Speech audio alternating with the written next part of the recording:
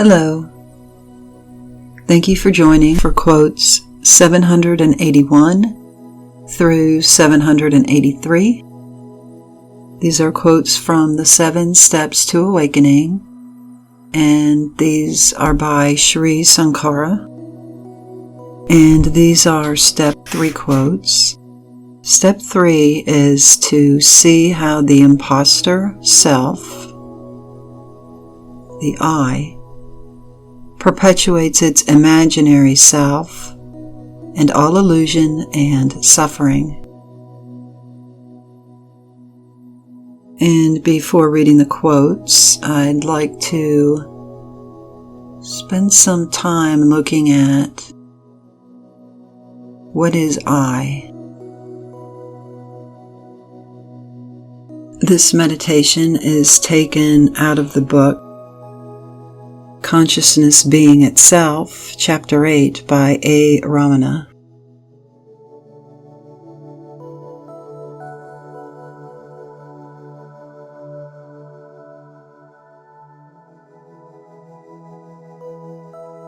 So we'll begin by closing our eyes and getting comfortable in our seat. Simply settling into being here right now, with nowhere to go and nothing to do, nothing to fix, simply being here in this moment.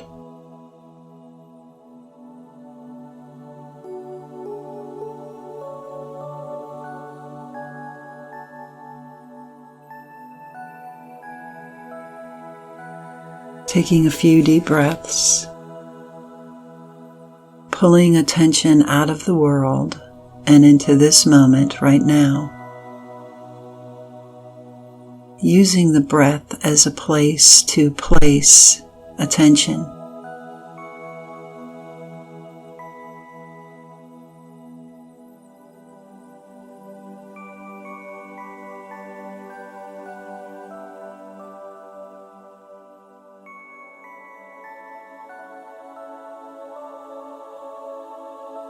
And simply notice the experience you're having right now. What body sensations,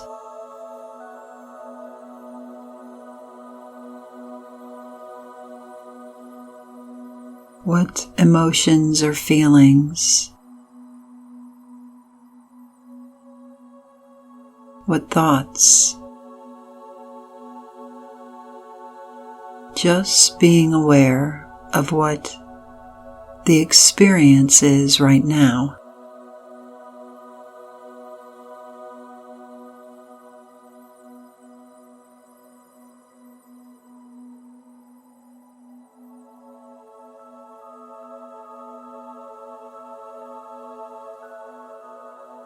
And inquire who's having this experience.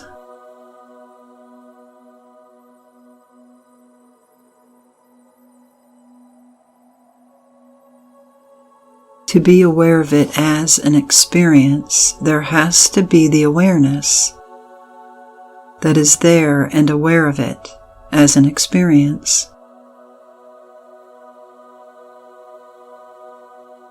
The I, that is the experiencer,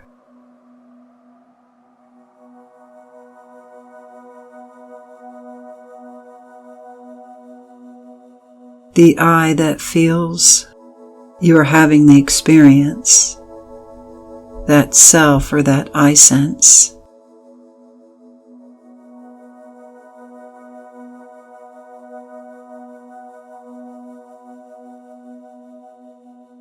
Inquire into that, for without that I, there would not be the experience.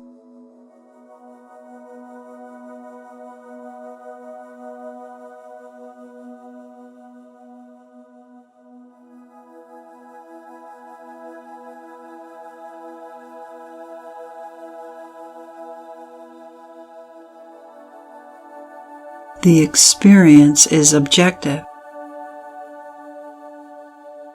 It is something that you are aware of.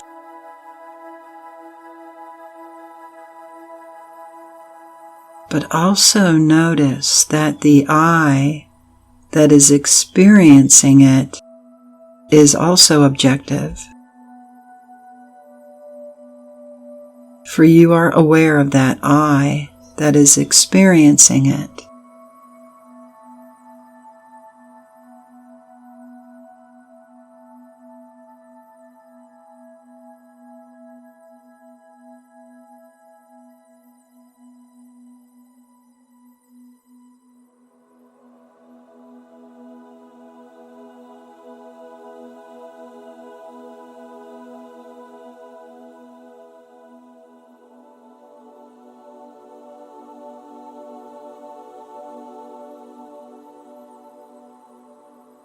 See that you can have the experience, which is itself objective,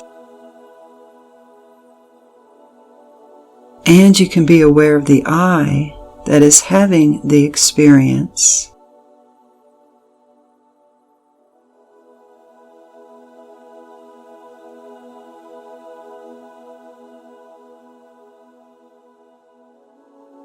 Even the I feels objective to the awareness that is aware of it.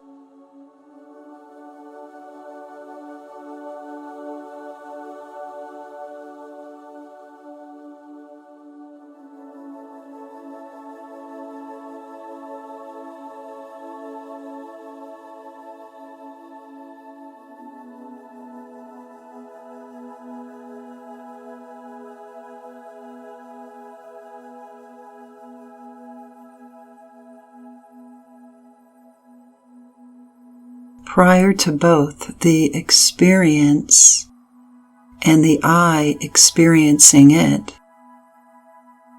is pure awareness. That's the self.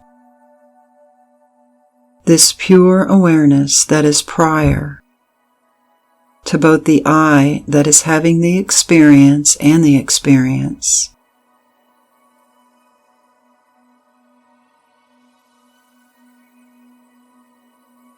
Remain as this awareness, the self, free of both the I and the experience.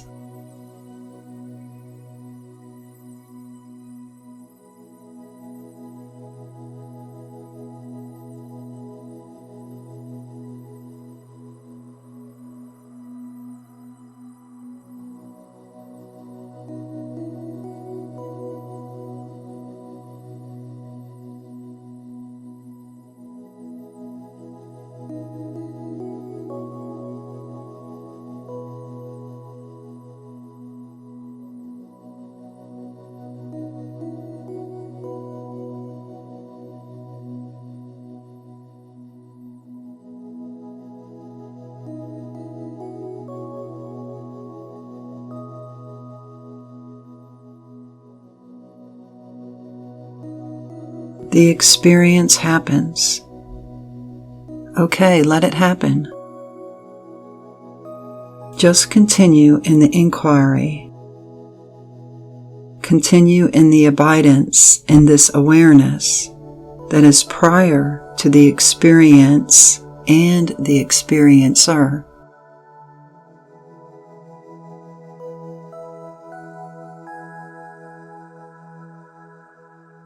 Awareness must be in order for the experience to be. The awareness must be in order for the consciousness I to be. The experiencer, the I, must be in order for the experience to be.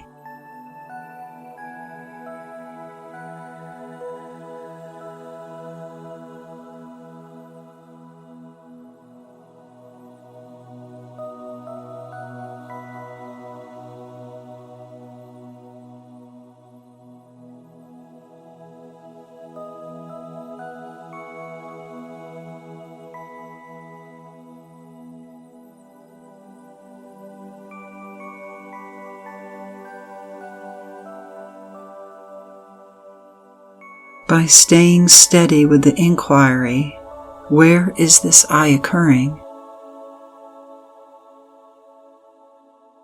Remember, the inquiry is feeling the I and inquiring into the source of this I by following the I back to its own source, to its point of origin.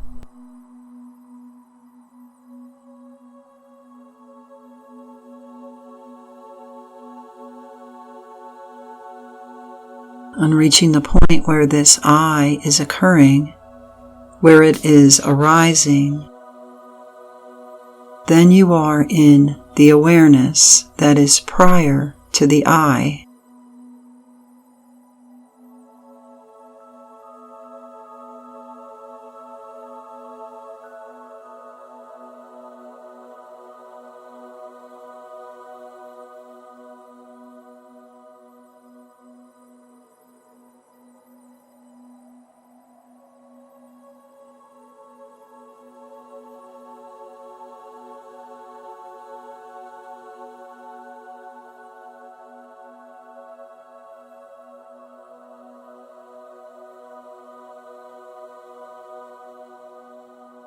Ultimately, the experience will be insignificant.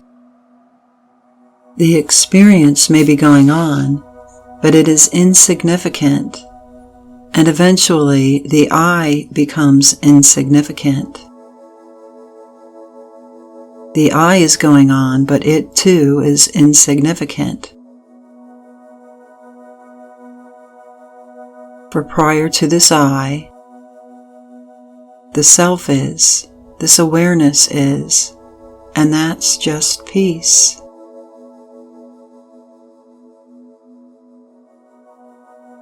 In this peace, you feel it all just melting away.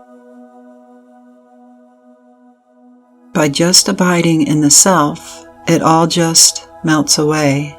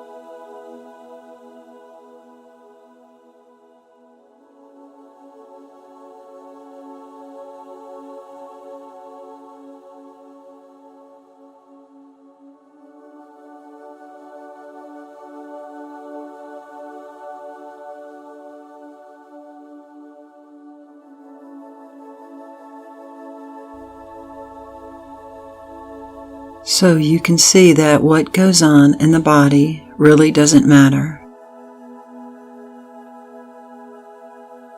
Whatever you're experiencing,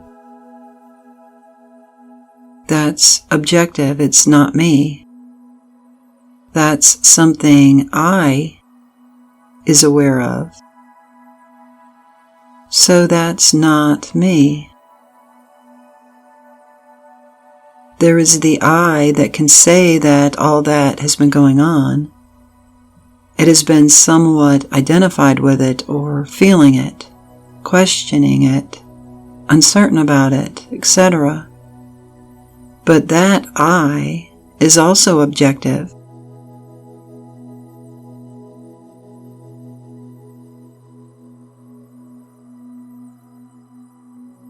Can you see that I is objective?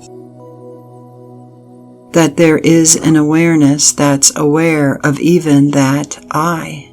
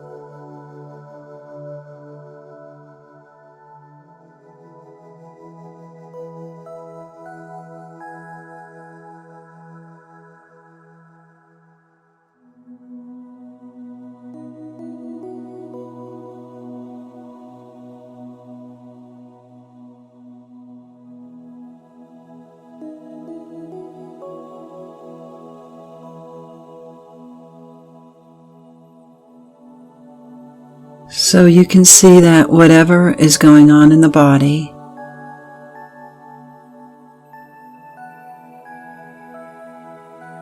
with no concern at all, okay, it's happening. Stay with the inquiry, or just stay in self-abidance. Just abide in the self. Stay with inquiry or stay with self-attention. Wherever you happen to be along the path with it. If it's thoughts going on, you inquire. If you are prior to or are already getting beyond the thoughts that are going on, to the place that you are able to watch those thoughts, then stay in pure attention. Attend to the self. Just stay in attending to the self. This witnessing awareness.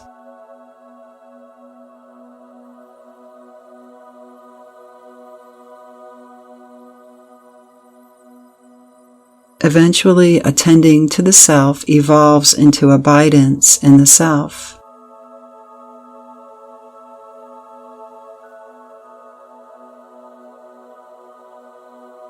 Actually, the only way we can know the self is to be the self.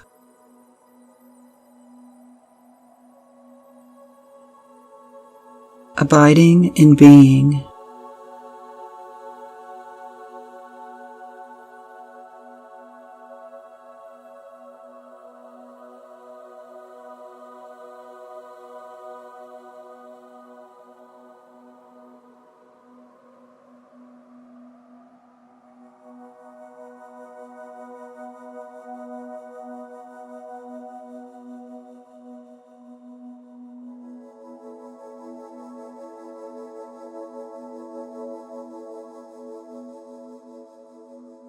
We are usually strongly inclined to project everything,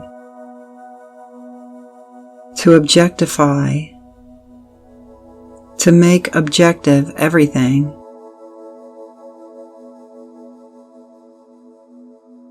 In this long-held tendency and inclination of always objectifying or making an object out of things, we lose memory of the subjective self and we forget the self.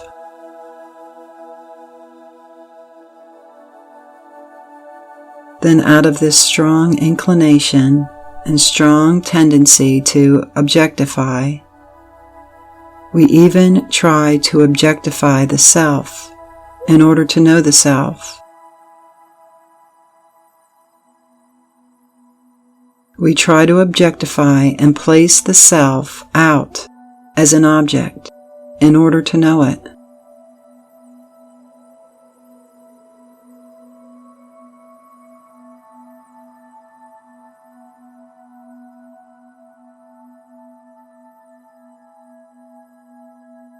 Bhagavan says, "Who is there to know the self?"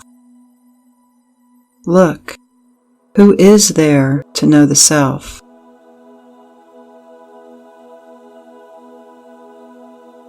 We try to objectify the self in order to see the self. It's like we objectify our eyes by placing a mirror in front of our eyes in order to see our eyes, which we can't see.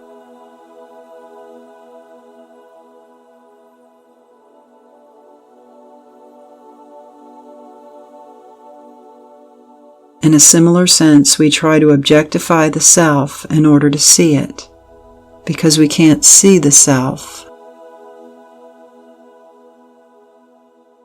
Yet the only way to see the self is to be the self.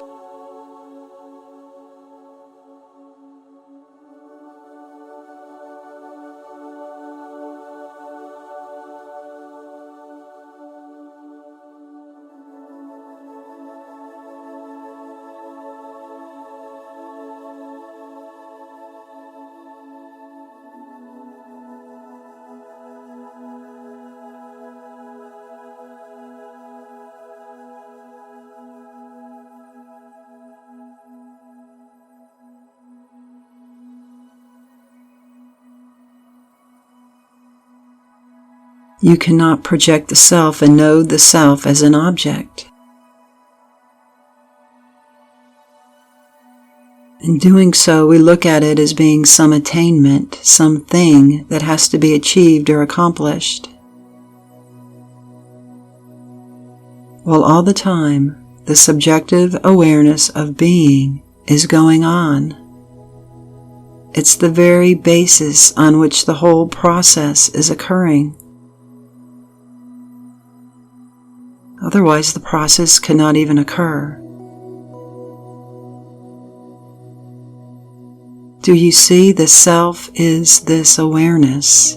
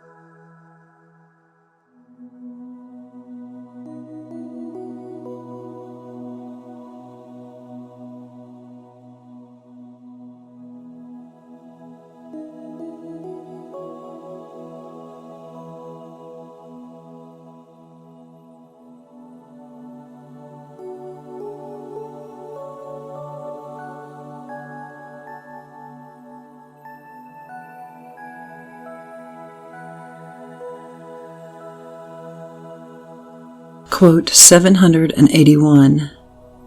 When free from the grasp of selfish personality, he reaches his real nature. Bliss and being shine forth by their own light.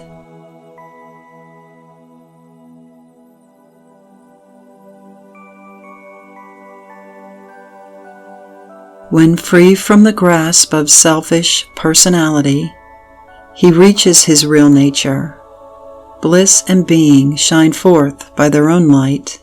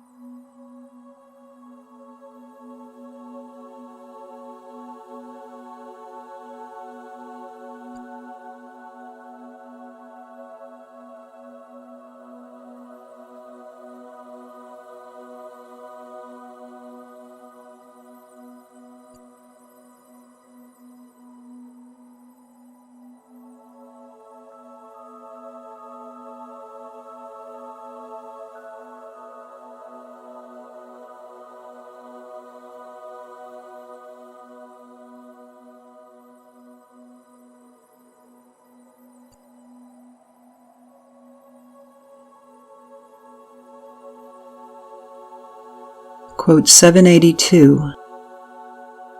Man's circle of birth and death comes through the fault of attributing reality to the unreal. But this false attribution is built up by the mind. This is the effective cause of birth and death and sorrow.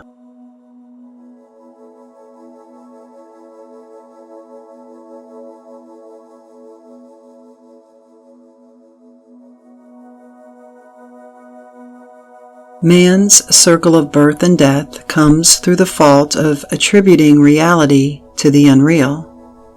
But this false attribution is built up by the mind. This is the effective cause of birth and death and sorrow.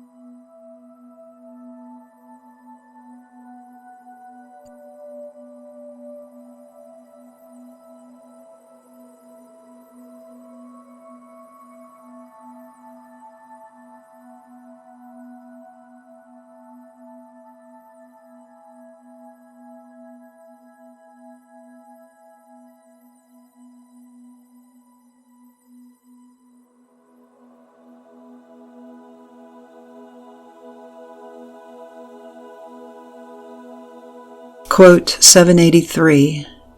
Man's circle of birth and death is built by mind and has no permanent reality.